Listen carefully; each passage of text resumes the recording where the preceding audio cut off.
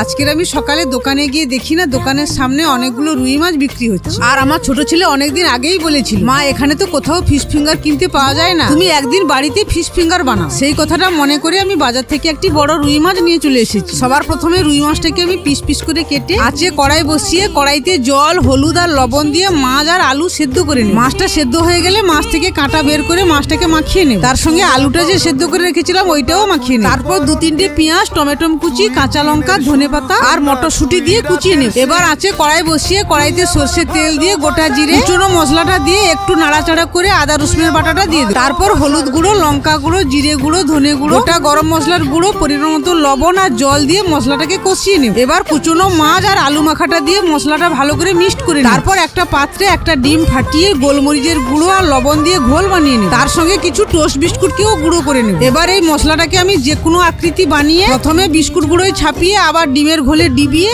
আবার বিস্কুট গুঁড়োয় ছাপিয়ে তেলে ভেজে নেব। আমি একটা একটা করে কিন্তু সবগুলো ফিশ ফিঙ্গার ভেজে নিয়েছি। এখন আমি টমেটো সস দিয়ে খেয়ে দেখবো টেস্টটা কেমন হয়েছে। সত্যি বলতে বন্ধুরা, আমি যখন এই ফিশ ফিঙ্গারটা টমেটো সস দিয়ে খেতে যাচ্ছিলাম তখন এই পুচকেটা কোথা থেকে গন্ধ শুকে চলে এসেছে, এসেই খাওয়া শুরু করে দিয়েছে। তখন আমিও খেয়ে দেখলাম দোকানের চেয়েও ফিশ ফিঙ্গারটা অনেক সুন্দর হয়েছে। সাবস্ক্রাইব করে রাখো নেক্সট ভিডিওর জন্য।